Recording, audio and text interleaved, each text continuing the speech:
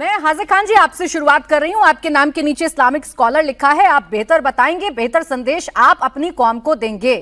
ये 16, 18, 24, 72 ये आंकड़ा क्यों है? आबादी किस लिहाज से और क्यों बढ़ाना चाहते हैं? इससे क्या हासिल हो जाएगा? देखिए मैडम, बात यह है कि ये शौकत साहब जो हैं सियासी खेल खेल रहे हैं। ना तो किसी के हिंदुस्तान में बल्कि दुनिया में 24 बच्चे पिछले 100 सालों में न किसी के थे, ना हुए, ना होंगे।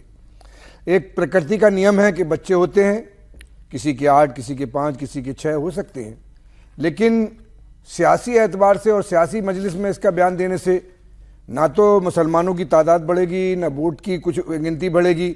ये देश को अफरा तफरी की तरफ ले जाने की बात करते हैं।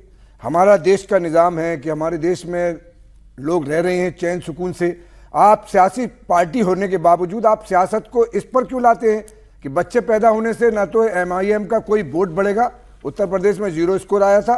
पार्टियां करती हैं अपना काम, MIM की जिम्मेदारी है कि वो अपनी पार्टी को नेशनल लेवल पे ले जाना चाहे, लेकिन हमारे मुल्क की समस्याओं का समाधान सरकार को करना होता है। तो सरकार अपनी निगरानी में चाहती है कि देश की संख्या रोकी जाए।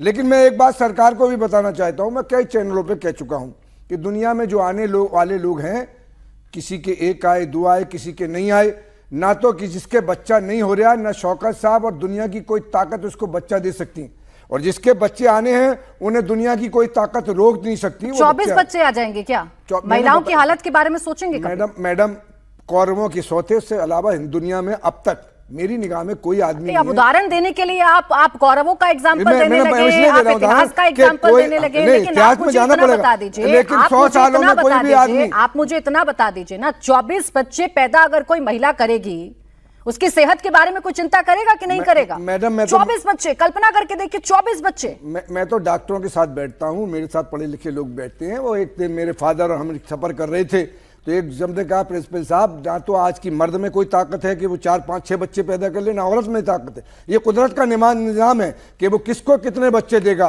कोई ये कहे कि मेरे बच्चा हो जाएगा, जिनके बच्चे नहीं पैदा हो रहे, सरकार भी जोर लगा दे तो नहीं बच्चा होता। तो खंडन करिए ना भाई, आप तो इस्लामिक स्कॉलर हैं, आप ये संदेश दीजिए, आप पढ़ाइए, लिखाइए, लोगों को ये समझाइए, उनको ये मोटिवेट करिए कि भाई आबादी बढ़ाने से कुछ भी हासिल नहीं होगा। मैंने तो कह दिया, आबादी बढ़ाने से कुछ भी हासिल नहीं होता है। शोएब जमी जी, आपने चूंकि खरी खरी कही है, तो शोएब जमी जी अब इसी बात का जवाब देंगे। शोएब जमी जी, 8, 16, 72, 24 सुनने में बड़े फैंसी शब्द ये लग रहे हैं, लेकिन व्यावहारिक तौर पर अगर देखेंगे तो सबसे ज्यादा भुगतेंगी मुस्लिम महिलाएं।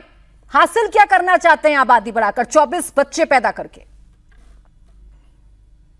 हाजी खान जी ने तो अभी एक बात कही ना कि राजनीतिक मंचों से दिए गए बयानात और भारतीय जनता पार्टी के नेताओं द्वारा पूर्व में दिए गए इसी तरह के बयानबाजी, चाहे साक्षी महाराज कहते हैं कि हिंदू महिलाओं को ज्यादा बच्चे पैदा करना चाहिए, सर संचालक मोहन भागवत जी द्वारा बच्चे पैदा करने की बात की गई, हिंदू संगठनों द्वारा ज्यादा बच्चा पैदा करने के लिए अपील पर पैसा और इनाम देने की बात की जाती है हर दूसरे रोज, तीसरे रोज।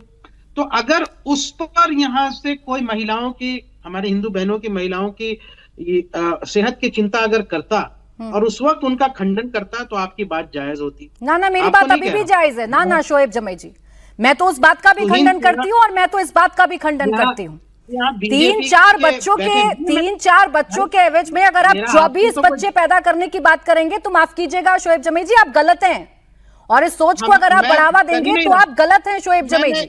इस पे जा ही नहीं रहा हूँ। देखिए प्राची जी, आप राजनीतिक पार्टी नहीं है, हमारा आपसे कोई राजनीतिक मतभेद नहीं है, मैं तो सीधा बीजेपी के यहाँ बैठे इसलिए मैं पूछ रहा हूँ। आपने मंच दिया, बहुत शुक्रिया, पर मैं उनसे कहता हूँ कि अगर आप अपने नेताओं की इसी तरह के बयानबाजी के खिलाफ एक्शन लेते या शोएब जमी जी, बेहतर होगा ना कि आज आप अपने नेता के बारे में बोले। भारतीय जनता पार्टी अपने नेताओं के बारे में बोलेगी, वो अपने नेताओं के लिए जिम्मेदार है। आज तो आप अपने नेता के बारे में बोलें और मेरा एक सवाल का जवाब आप दे दें। आबादी बढ़ाकर कौन सी कौमी मजबूती आप लेकर आना चाहते हैं इस देश में, सिर्फ इतना बता दीजिए। क्या हासिल करवाना चाहते हैं आप मुसलमानों को 24 बच्चे की बात कहकर, 1 दर्जन 2 दर्जन बच्चों की बात कहकर?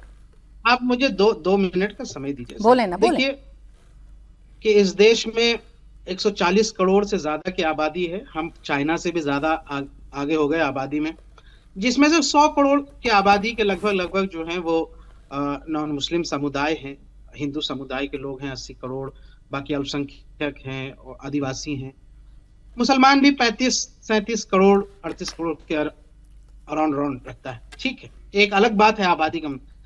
अगर यहाँ से ये कहा जाता है कि भाई ज्यादा बच्चे हों तो यहाँ से उसको फौज में भेजो, देश के लिए वो यहाँ से खिदमत करें, पुलिस में जाएं, ये तमाम चीजें भी उन्होंने ये कही अपने बयान में। लेकिन आपने जो तो चले बताई दें, अच्छा चले बताई दें शोएब जमी जी, अभी दूध का दूध और पानी का पानी कर देते हैं। चलिए आंकड़ा मेरे सामने रख दीजिए, कितने लोग हैं जो आप कह रहे हैं ना कि फौज में जाएं, देश की सेवा करें या बड़े बड़े ओहदों पर जाएं, तो मुझे बता दीजिए कि आबादी बढ़ाने से, जितनी आबादी आप मुझे बता रहे हैं उसमें से कितने प्रतिशत ऐसे मुसलमान भाई बहन हैं मेरे जो ऊंचे ऊंचे ओहदों पर बैठे हैं या जिनका नाम है दुनिया में, बता ही दीजिए।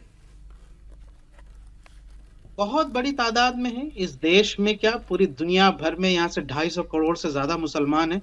और दुनिया के तमाम बड़े बड़े पदों पर, चाहे माइक्रोसॉफ्ट के सीईओ हों या देश की कर्नल सोफिया हों, वो सब इसी समाज से आती हैं, अपने देश की सेवा कर रही हैं। मैं ये कहता हूँ राजनीतिक तंज उत्तर प्रदेश के मुख्यमंत्री पर था, बीजेपी के नेताओं पर था, जिनके परिवार नहीं है, जो परिवार को नहीं मानते, इसलिए उन्होंने एक राजनीतिक ये बहस दूसरी तरफ लेकर जा रहे हैं। आप तंज कसिए, आप राजनीतिक रस्साकसी करिए, आप राजनीतिक बयान दीजिए, लेकिन आप तो यहाँ जनसंख्या डिसबैलेंस की बात कर रहे हैं शोएब जमी जी। आप तो यहाँ बड़े फख्र से बता रहे हैं 8, 16, 72 और 24। मुझे तो इसका मतलब आप बता दीजिए, आप जो आंकड़े बता रहे हैं, मैं भी आंकड़े लेकर बैठी हूं, मैं भी देख रही थी शोएब जमी जी, और मैं भी पता करने की कोशिश कर रही थी कि अगर आबादी बढ़ेगी तो क्या हासिल हो जाएगी। क्या आप जानते हैं कि देश के औसतन साक्षरता जो हमारा दर है उसमें 10% पिछड़े हुए हैं हमारे देश के मुसलमान भाई। आबादी बढ़ाएंगे तो उनकी साक्षरता का ध्यान तो रखेंगे। फौज में काम करेंगे, पुलिस में काम करेंगे। अरे तो बिना पढ़े लिखे कर लेंगे।